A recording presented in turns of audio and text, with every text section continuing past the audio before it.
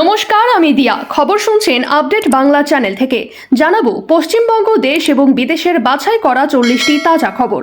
প্রতিদিনের সেরা খবরগুলি আপনার হাতের মুঠোয় পৌঁছে দিতে আমরা আছি সদা প্রস্তুত। শুরুতেই জানাবো সংবাদ শিরোনাম। বাংলায় বিজেপি সরকারের প্রথম শপথ, ইতিহাস তৈরির পথে ঐতিহাসিক ব্রিগেড। চোখে ঠুলি বেঁধে থেকো না, এবার মমতাকে ধৃতরাষ্ট্র বলে খোঁচা ফিরহাদের মেয়ের। 12 বছরের কঠোর তপস্যা আর কৌশলী লড়াই, বিজেপির সাফল্যের গূঢ় রহস্য ফাঁস করলেন অমিত শাহ। মধ্যস্থতার মাসুল, ইউএ থেকেই কাজ হারিয়ে ফিরছেন হাজারো পাকিস্তানি কর্মী, বিপাকে ইসলামাবাদ। দৃষ্টিহীন শিক্ষকদের পোলিং অফিসার, বড় নির্দেশ হাইকোর্টের। অধিকারীর হাতেই অধিকারের হ্রাস, শুভেন্দুতেই আস্থা পদ্মফুলের। মাধ্যমিকে প্রথম উত্তর দিনাজপুরের ছাত্র, মেধা তালিকায় মোট 131 জন, আজই মিলবে মার্কশিট। উনি বিধানসভায় বসারও যোগ্যতা হারিয়েছেন, কালীঘাটে বসে ঝালমুড়ি খাওয়া ছাড়া কোনো কাজ ওর হাতে থাকবে না, দিলীপ ঘোষ। জিতেই কাজে নেমে পড়লেন, আচমকা হাসপাতাল ভিজিট, বিজেপি জনপ্রতিনিধির, গিয়ে যা করলেন। চন্দ্রনাথ খুনে তদন্তের মোড় ঘুরিয়ে দেবে এই হোয়াটসঅ্যাপ চ্যাট, কারা আছে গ্রুপে, চাঞ্চল্যকর তথ্য। তামিল রাজনীতির দণ্ডের চাপে ইন্ডিয়া, বিজয়ের দলের সঙ্গে হাত মেলানোয় সংসদে কংগ্রেসের সঙ্গ ছাড়ল ডিএমকে। মুখ্য সচিব পদে সিইও মনোজ আগরওয়াল, দক্ষ হাতে ভোট পরিচালনার পুরস্কার। অ্যাডভেঞ্চারের নেশায় ট্যাঙ্কের ভিতরে যুগল, লোক জানাজানি হতে যা ঘটল। বিপদে পাশে দাঁড়িয়েছিলেন, এবার শুভেন্দু মুখ্যমন্ত্রী হতেই শুভেচ্ছা হাসিনার। ভবানীপুরেই থাকছেন শুভেন্দু, নন্দীগ্রামে প্রার্থী মমতাকে প্রত্যাখ্যান করা প্রলয় পাল। জিটিএতে লাগাম ছাড়া দুর্নীতি, নির্বাচন মিটতেই লালকুঠি ঘেরাওয়ের ডাক গুরুংয়ের। স্পিনে হিমশিম টিম ইন্ডিয়া, দুর্বলতা ঘোচাতে বাংলার প্রাক্তন কোচকে গুরু দায়িত্ব দিচ্ছেন গম্ভীর। শিক্ষকের চাকরি চেয়ে জুটল লাঠি, বিহারে বিজেপি সরকারের সমালোচনায় মন্ত্রী চিরাগ। আমাদের যাত্রা হলো শুরু, কবি প্রণাম করেই সূচনা তৃণমূলের নৈতিক আন্দোলনের। মমতাকে প্রাক্তন করে বাংলার সিংহাসনে শুভেন্দু, সফল হলো দীর্ঘ লড়াইয়ের ভবিষ্যৎবাণী। শুভেন্দু মুখ্যমন্ত্রী হওয়ায় কি প্রতিক্রিয়া তৃণমূলের, জানালেন দলের বিধায়ক কুণাল। ঘাটালবাসীকে মিথ্যা বলেছিলেন দিদি অভিষেক, মমতার বিরুদ্ধে ক্ষোভ উগরে ফাঁস দেবে। বোমার আওয়াজে কাঁপল উত্তর 24 পরগনা, আঙুল তুললেন কার দিকে, রত্না দেবনাথের একটি বয়ানেই তোলপাড় রাজনৈতিক মহল। শুভেন্দু আসতেই ভোল বদল, বড় বার্তা হুমায়ুন কবিরের, তোলপাড় গোটা রাজ্য। কাউকে ছাড়া হবে না, নবান্নে ঢোকার আগেই বড় ফাইল খোলার হুঁশিয়ারি শুভেন্দুর, তোলপাড় রাজ্য রাজনীতি। আপনাদের কাছে একটা অনুরোধ রইল, আমরা প্রতিদিন চেষ্টা করি আপনাদের জন্য সঠিক, সংক্ষিপ্ত ও নিরপেক্ষ খবর পৌঁছে দিতে।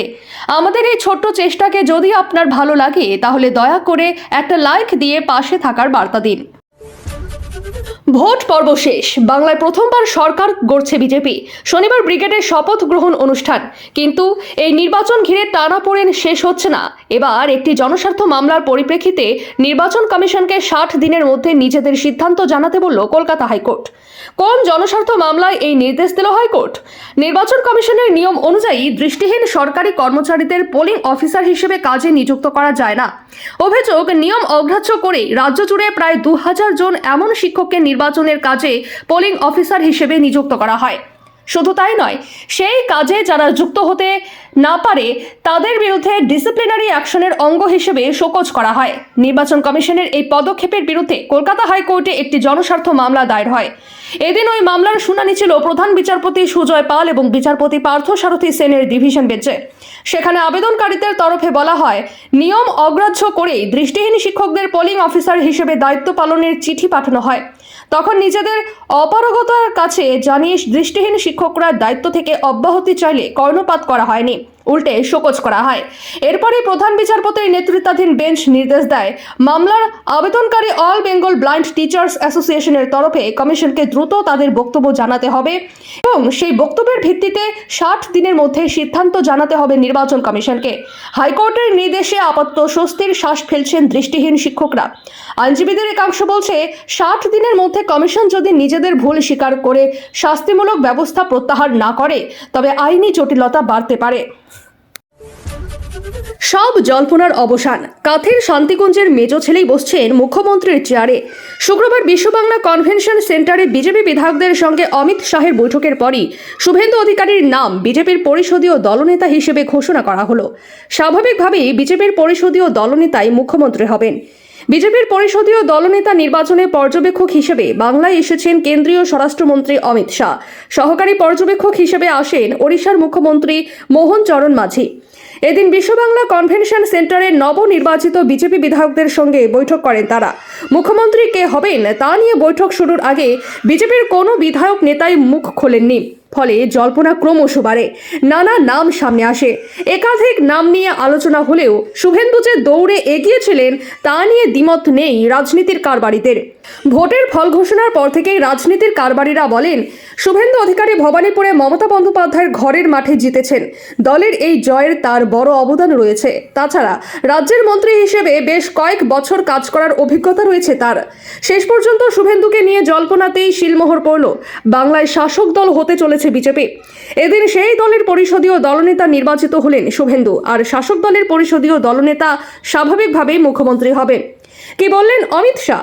শুভেন্দুকে পরিষদীয় দলনেতা হিসেবে ঘোষণা করে অমিত শাহ বলেন, 8টি প্রস্তাব এসেছিল। সব প্রস্তাবে পরিষদীয় দলনেতা হিসেবে শুভেন্দু অধিকারীর নাম ছিল। দ্বিতীয় কোনো নাম প্রস্তাব করার কথা বলা হয়েছিল, সেজন্য সময় দেওয়া হয়েছিল, কিন্তু দ্বিতীয় কোনো নাম কেউ প্রস্তাব করেননি। তাই শুভেন্দুকেও পরিষদীয় দলনেতা করা হলো। শনিবার শপথ গ্রহণ। শনিবার সকাল 10টায় ব্রিগেড ময়দানে বাংলার প্রথম বিজেপি সরকারের শপথ অনুষ্ঠান হবে। প্রধানমন্ত্রী নরেন্দ্র মোদী শপথ অনুষ্ঠানে থাকবেন প্রতিরক্ষা মন্ত্রী রাজনাথ সিং, কেন্দ্রীয় সড়ক পরিবহন মন্ত্রী নীতিন গডকরি, শিক্ষামন্ত্রী ধর্মেন্দ্র প্রধান সহ 1 ডজনের বেশি কেন্দ্রীয় মন্ত্রী। দেশের 20টি রাজ্যের বিজেপি নেতৃত্বাধীন এনডিএ সরকারের মুখ্যমন্ত্রীরাও থাকবেন। সমস্ত দলকে শপথ অনুষ্ঠানে আমন্ত্রণ জানানো হয়েছে। এক কথায় জাঁকজমকপূর্ণ শপথ অনুষ্ঠান। আর আগামীকাল সেই শপথ অনুষ্ঠানেই মুখ্যমন্ত্রী হিসেবে শপথ নিতে চলেছেন শুভেন্দু। ইতিমধ্যে পূর্ব মেদিনীপুরের কাঁথিতে তার শান্তিকুঞ্জের বাড়িতে নিরাপত্তা আঁটোসাঁটো করা হয়েছে। পরীক্ষা শেষ হওয়ার 90 দিনের মাথায় ফল প্রকাশ হচ্ছে মাধ্যমিকের। সকাল 9:30টায় ফল প্রকাশ হওয়ার পর সকাল 10:15 থেকে ফল দেখা যাবে ওয়েবসাইটে। মাধ্যমিক শিক্ষা পর্ষদের 2টি ওয়েবসাইট ছাড়াও www.tv9bangla.com-এ লগ ইন করলেও ছাত্রছাত্রীরা নিজেদের ফলাফল জানতে পারবে। 25শে বৈশাখ গঠিত হবে নতুন বিধানসভা। তার আগে প্রথা মেনে ইস্তফা দেননি মমতা বন্দ্যোপাধ্যায়, আর সেই কারণেই নিজের হাতে পুরনো বিধানসভা ভেঙে দিয়েছেন রাজ্যপাল আর.এন. রবি। এবার সেই নিয়ে সদ্য প্রাক্তন মুখ্যমন্ত্রী মমতা বন্দ্যোপাধ্যায়কে কটাক্ষ করলেন দিলীপ ঘোষ। কি বললেন দিলীপ ঘোষ কটাক্ষের সুরে বললেন, বিধানসভা তো ভাঙারই ছিল, পুরনো না ভাঙলে নতুন করবে কি করে? উনি ভাবছেন যে ওই মন্ত্রিসভাটা চালিয়ে যাবেন। এই ভুলটা ভাঙতে ওর সময় লাগবে 2-1 দিন। হাওয়া দিয়ে যাচ্ছে অনেকে, উনি এখনো হাওয়াতে ভাসছেন। যখন বাস্তবে পড়বেন তখন বুঝতে পারবেন পরিস্থিতি। উনি তো বিধানসভায় বসারও যোগ্যতা হারিয়েছেন। কালীঘাটে বসে ঝালমুড়ি খাওয়া ছাড়া কোনো কাজ আর হাতে থাকবে না ওর। ইতিমধ্যেই বিধানসভা থেকে একে একে খুলে ফেলা হলো মুখ্যমন্ত্রী পার্থ চট্টোপাধ্যায়ের ঘরও। দীর্ঘদিন পর সেই ঘর খোলা হয় এদিন। এছাড়াও জানা গিয়েছে পশ্চিমবঙ্গের নতুন মুখ্যমন্ত্রী নবান্নে নয়, রাইটার্স বিল্ডিং থেকে রাজ্য পরিচালনা করবেন। আর যতদিন না রাইটার্স বিল্ডিং প্রস্তুত হয় ততদিন পর্যন্ত প্ল্যাটিনাম জুবিলি মেমোরিয়াল বিল্ডিংয়েই কাজ শুরু করবে মুখ্যমন্ত্রীর সচিবালয়। খুলে ফেলা হলো মুখ্যমন্ত্রী মমতা বন্দ্যোপাধ্যায় লেখা নেমপ্লেট। নতুন সাজে সেজে উঠছে বিধানসভা। উল্লেখ্য, পশ্চিমবঙ্গের নতুন মুখ্যমন্ত্রী হতে চলেছেন শুভেন্দু অধিকারী। জানা গিয়েছে প্রথম বিজেপি সরকারের মুখ্যমন্ত্রী হবেন কাঁথির শান্তিকুঞ্জের ছেলে। মুখ্যমন্ত্রী হিসেবে শুভেন্দু অধিকারীর নাম ঘোষণা করলেন কেন্দ্রীয় স্বরাষ্ট্রমন্ত্রী অমিত শাহ। বিপুল জনাদেশ নিয়ে পশ্চিমবঙ্গে সরকার গঠনের পথে দল। গেরুয়া শিবিরে উচ্ছ্বাস, তুঙ্গে তৎপরতা। ভোটে জিতে এরই মধ্যে মাঠে নেমে পড়লেন বীরভূমের সাঁইথিয়া বিধানসভা কেন্দ্রের জয়ী বিজেপি প্রার্থী কৃষ্ণকান্ত সাহা। বুধবার হঠাৎ করে সাঁইথিয়া স্টেট জেনারেল হাসপাতালে পৌঁছে যান কৃষ্ণকান্ত।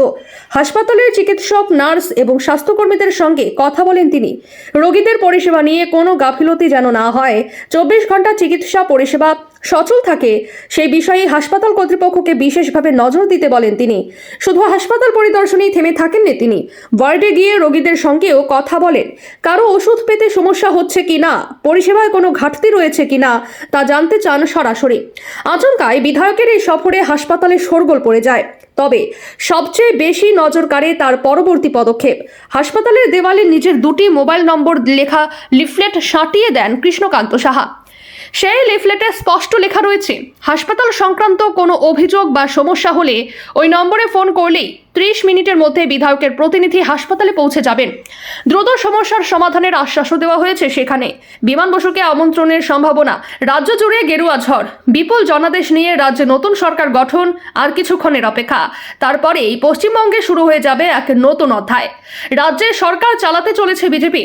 আগামী 5 বছর কিভাবে রাজ্য পরিচালিত হয় সেদিকে নজর থাকবে রাজ্যবাসীর। তার আগে মন্ত্রিসভায় কারা কারা জায়গা পাবেন তা নিয়ে তৎপরতা শুরু হয়েছে বিজেপি শিবিরে। ইতিমধ্যেই কলকাতায় এসে পৌঁছেছেন কেন্দ্রীয় স্বরাষ্ট্রমন্ত্রী শুভেন্দু অধিকারী। রাজ্য বিজেপির সভাপতি শ্রমিক ভট্টাচার্য সহ অন্যান্যরা সেখানে নতুন মন্ত্রিসভায় কারা জায়গা পাবেন তা নিয়ে এক প্রস্থ আলোচনা হচ্ছে বলে সূত্রের খবর। এরপর বিকেলে দলের সব নবনির্বাচিত প্রতিনিধিদের নিয়ে বৈঠক করবেন শাহ। সেখানে বিজেপির মুখ্যমন্ত্রী কে হচ্ছেন তা নিয়ে চূড়ান্ত জানিয়ে দেওয়া হবে বলে জানা যাচ্ছে। এই পরিস্থিতিতে গোটা রাজ্যের নজর এখন শাহী বৈঠকের দিকে। শুভেন্দু অধিকারীর আত্মসহায়ক চন্দ্রনাথ খুনের তদন্তে একের পর এক চাঞ্চল্যকর তথ্য উঠে আসছে। তদন্তকারীদের অনুমান, গোটা অপারেশনে জড়িত ছিল অন্তত 7 থেকে 8 জন দুষ্কৃতী। শুধু তাই নয়, হামলার আগে নিজেদের মধ্যে তথ্য আদান প্রদানের জন্য হোয়াটসঅ্যাপ গ্রুপও তৈরি করেছিল অভিযুক্তরা। পুলিশ সূত্রে খবর, এই খুনের নেপথ্যে ছিল সুপরিকল্পিত চক্র। অন্তত 2 জন শার্প শুটার এবং 1 জন টিপার বা নজরদারি করা ব্যক্তি ছিল বলে মনে করা হচ্ছে। তদন্ত যত এগোচ্ছে ততই বারাসাতের 11 নম্বর রেলগেট এলাকা ঘিরে রহস্য বাড়ছে। বারাসাতের 11 নম্বর রেলগেটেই কি লুকিয়ে বড় ক্লু? তদন্তকারীরা জানতে পেরেছেন যে নিশান মাইক্রো গাড়ি দিয়ে চন্দ্রনাথের রথের গাড়ির রাস্তা আটকানো হয়েছিল, সেটি খুনের আগের পুরো দিন বারাসাতের 11 নম্বর রেলগেটের কাছেই দাঁড়িয়েছিল। শুধু তাই নয়, এবার সেই একই এলাকার কাছ থেকেই উদ্ধার হয়েছে খুনে ব্যবহৃত দ্বিতীয় বাইকটি। এর আগে প্রথম বাইকটি উদ্ধার করা হয়েছিল এয়ারপোর্টের 2.5 নম্বর গেট সংলগ্ন এলাকা থেকে। পুলিশের অনুমান, বারাসাতের এই এলাকা থেকে গোটা অপারেশনের পরিকল্পনা ও চূড়ান্ত প্রস্তুতি নেওয়া হয়েছিল। হামলার আগে দুষ্কৃতীরা ওই এলাকাকে অস্থায়ী ঘাঁটি হিসেবে ব্যবহার করেছিল বলেই মনে করছেন তদন্তকারীরা। হোয়াটসঅ্যাপ গ্রুপে চলছিল তথ্য আদান প্রদান। তদন্তে আরও উঠে এসেছে, হামলার আগে নিজেদের মধ্যে যোগাযোগ বজায় রাখতে একটি হোয়াটসঅ্যাপ গ্রুপ তৈরি করেছিল দুষ্কৃতীরা। সেই গ্রুপের মাধ্যমে চন্দ্রনাথ রথের গতিবিধি, গাড়ির অবস্থান এবং হামলার সময় নিয়ে তথ্য আদান প্রদান চলছিল বলে পুলিশের অনুমান। ডিজিটাল সূত্র খতিয়ে দেখে কারা সেই গ্রুপে ছিল এবং কোথা থেকে মেসেজ পাঠানো হচ্ছিল তা জানার চেষ্টা করছেন তদন্তকারীরা। পুলিশের দাবি, এই ডিজিটাল যোগাযোগই গোটা অপারেশনের গুরুত্বপূর্ণ ক্লু হয়ে উঠতে পারে। লাল গাড়ির রহস্যে নতুন ধোঁয়াশা। চন্দ্রনাথ রথের গাড়ির পেছনে একটি রহস্যজনক লাল গাড়ির উপস্থিতিও এবার তদন্তের কেন্দ্রে এসেছে। তদন্তকারীদের সন্দেহ, হামলার পর কয়েকজন দুষ্কৃতী ওই লাল গাড়িতে চেপেই এলাকা ছেড়ে পালায়। সিসিটিভি ফুটেজ এবং স্থানীয় সূত্রের তথ্য মিলিয়ে সেই গাড়ির গতিবিধি খতিয়ে দেখা হচ্ছে। ওই গাড়ির মালিকানা এবং তার সঙ্গে খুনিদের যোগ ছিল কিনা সেটাও খতিয়ে দেখছে পুলিশ। উত্তরপ্রদেশে পুলিশের বিশেষ টিম তদন্তে নতুন সূত্র খুঁজতে এবার উত্তরপ্রদেশে পৌঁছেছে পুলিশের বিশেষ দল। পুলিশ সূত্রে খবর, যে মাইক্রো গাড়িটি ব্যবহার করা হয়েছিল সেটি বিক্রির জন্য আগে বিজ্ঞাপন দেওয়া হয়েছিল। সেই বিজ্ঞাপন দেখেই উত্তরপ্রদেশ থেকে কয়েকজন ব্যক্তি গাড়ি কেনার জন্য যোগাযোগ করেছিল। কারা সেই ব্যক্তিরা, তাদের সঙ্গে খুনিদের কোনো যোগাযোগ ছিল কিনা তা জানার চেষ্টা চলছে। সেই সূত্র ধরেই উত্তরপ্রদেশের তদন্ত শুরু করেছে পুলিশ। তামিলনাড়ুর রাজনৈতিক সমীকরণ ছাপ ফেলল সর্বভারতীয় রাজনীতিতে। চিত্র তারকা রাজনীতিক থলপতি বিজয়ের দল তামিলাগা ভেট্টি কাজাগম সঙ্গে ভোট পরবর্তী জোট গড়ার কারণে কংগ্রেসের সঙ্গ ছাড়ায় কথা ঘোষণা করল বিদায়ী মুখ্যমন্ত্রী এম.কে. স্ট্যালিনের দল ডিএমকে। সংসদে তারা কংগ্রেসের সঙ্গে কোনো সমন্বয় করবে না বলে শুক্রবার জানানো হয়েছে ডিএমকের তরফে। স্ট্যালিনের বোন তথা লোকসভার ডিএমকের নেত্রী শুক্রবার কানিমোঝি স্পিকারকে চিঠি লিখে অনুরোধ করেছেন যাতে দলের সাংসদদের আসন বিন্যাস তাদের প্রাক্তন মিত্রদের পাশের বর্তমান অবস্থান থেকে পরিবর্তন করা হয়। লোকসভার ডিএমকের আসন সংখ্যা 22। তাদের এই সিদ্ধান্তের ফলে ভবিষ্যতে প্রধানমন্ত্রী নরেন্দ্র মোদীর সরকার লোকসভায় ঐক্যবদ্ধ বিরোধিতা এড়াতে পারবে বলে মনে করছেন অনেকেই। প্রসঙ্গত, 2014 লোকসভা ভোটের আগে হঠাৎই কংগ্রেসের সঙ্গ ছেড়েছিল ডিএমকে। এবার একই কাজ করেছে রাহুল গান্ধী মল্লিকার্জুন খার্গের দল। দ্রাবিড় রাজনীতিতে 7 দশকের ডিএমকে এডিএমকে সমীকরণ তছনছ করে প্রথম স্থান পেয়েছে বিজয়ের দল টিভিকে। 234 আসনের তামিলনাড়ু বিধানসভায় সংখ্যাগরিষ্ঠতার জন্য প্রয়োজন 118টি আসন, কিন্তু কোনো দল বা জোটই তা পায়নি। চিত্র তারকা বিজয়ের টিভিকে 108টিতে জিতে একক বৃহত্তম দল হয়েছে। যদিও বিজয় 2টি আসনে জয়ী হওয়ায় তাদের বিধায়ক সংখ্যা 107, কিন্তু এর ফলে বিধায়ক সংখ্যা 233-এ নেমে আসায় সংখ্যাগরিষ্ঠতা জাদু সংখ্যা কমে 117-ই দাঁড়িয়েছে। ডিএমকে কংগ্রেস বাম জোট 74 এবং এডিএমকে বিজেপি জোট 53টিতে জিতেছে। ডিএমকে এককভাবে 59টি আসনে জিতলেও দলের প্রধান তথা বিদায়ী মুখ্যমন্ত্রী স্ট্যালিন পরাজিত। তার সহযোগী কংগ্রেস জিতেছে 5টিতে। অন্যদিকে প্রাক্তন মুখ্যমন্ত্রী পলানিস্বামীর দল এডিএমকে 47 এবং তার সহযোগী বিজেপি 1টিতে জিতেছে। তাদের আরেক সহযোগী পিএমকে পেয়েছে 4টি। কংগ্রেস আগেই বিজয়কে সমর্থনের কথা ঘোষণা করেছিল। হাজারো চ্যালেঞ্জের সামলে বাংলায় রক্তপাতহীন স্বচ্ছ ভোট পরিচালনার পুরস্কার পেতে চলেছেন রাজ্যের মুখ্য নির্বাচনী আধিকারিক মনোজ আগরওয়াল। এবার তাকে নতুন ভূমিকায় দেখা যেতে পারে বলে গুঞ্জন। নতুন বিজেপি সরকার মনোজ আগরওয়ালকে মুখ্য সচিব পদে বসাতে পারে, যদিও এ নিয়ে চূড়ান্ত কোনো সিদ্ধান্ত হয়নি এখনো। তবে আগামী দিনে মনোজ আগরওয়াল মুখ্য সচিব হলে স্পষ্ট হয়ে যাবে 26-এর নির্বাচনে অসামান্য ভূমিকার জন্যই তাকে এই পদে বসানো হলো। আইএএস মনোজ আগরওয়ালের কেরিয়ার বেশ দীর্ঘ এবং উজ্জ্বল। বিটেক ডিগ্রিধারী মনোজ ইংরেজি এবং হিন্দিতে সমান দক্ষ। বাংলা থেকে 1990 সালের আইএএস ব্যাচের আমলা, জেলা শাসক থেকে অতিরিক্ত মুখ্য সচিব, প্রধান সচিবের মতো রাজ্যের একাধিক পদের দায়িত্ব সামলেছেন। শুধু তাই নয়, আইএএস হিসেবে দেশের বিভিন্ন জায়গায় নির্বাচনী আধিকারিক হিসেবে দক্ষতার সঙ্গে কাজের রেকর্ড আছে তার। 2025 সালের আগস্ট পর্যন্ত মনোজ আগরওয়াল ছিলেন স্বরাষ্ট্র দপ্তরের অতিরিক্ত মুখ্য সচিব। আইএএস মনোজ আগরওয়ালের কেরিয়ার বেশ দীর্ঘ এবং উজ্জ্বল। বিটেক ডিগ্রিধারী মনোজ ইংরেজি এবং হিন্দিতে সমান দক্ষ। বাংলা থেকে 1990 সালের আইএএস ব্যাচের আমলা, জেলা শাসক থেকে অতিরিক্ত মুখ্য সচিব, প্রধান সচিবের মতো রাজ্যের একাধিক পদের দায়িত্ব সামলেছেন। শুধু তাই নয়, আইএএস হিসেবে দেশের বিভিন্ন জায়গায় নির্বাচনী আধিকারিক হিসেবে দক্ষতার সঙ্গে কাজের রেকর্ড আছে তার। 2025 সালে আগস্ট পর্যন্ত মনোজ আগরওয়াল ছিলেন স্বরাষ্ট্র দপ্তরের অতিরিক্ত মুখ্য সচিব। 26-এর ভোটের আগে তাকে রাজ্যের মুখ্য নির্বাচনী আধিকারিকের দায়িত্ব দেয় কমিশন। এসআইআর পর্ব মিটিয়ে ভোটার তালিকা প্রকাশ থেকে ভোট ঘোষণার পর ধাপে ধাপে সমস্ত কাজ বেশ দক্ষতার সঙ্গে করেছেন মনোজ আগরওয়াল। গোড়া থেকে সুষ্ঠু নির্বাচন করতে জেলা শাসক থেকে সমস্ত নির্বাচনী আধিকারিকদের সঙ্গে ঘন ঘন বৈঠক করে দিক নির্দেশ দিয়েছেন। কোথাও কোনো সমস্যা হলে তা 2025 সালের আগস্ট পর্যন্ত মনোজ আগরওয়াল ছিলেন স্বরাষ্ট্র দপ্তরের অতিরিক্ত মুখ্য সচিব। 26-এর ভোটের আগে তাকে রাজ্যের মুখ্য নির্বাচনী আধিকারিকের দায়িত্ব দেয় কমিশন।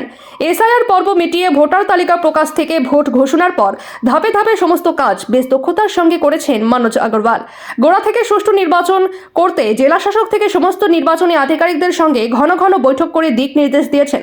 কোথাও কোনো সমস্যা হলে তা নিজের হাতে সমাধান করেছেন। সর্বোপরি রাজ্যে 2 দফা নির্বাচন এত নির্বিঘ্নে হয়েছে যা সাম্প্রতিক কালের মধ্যে বিরল।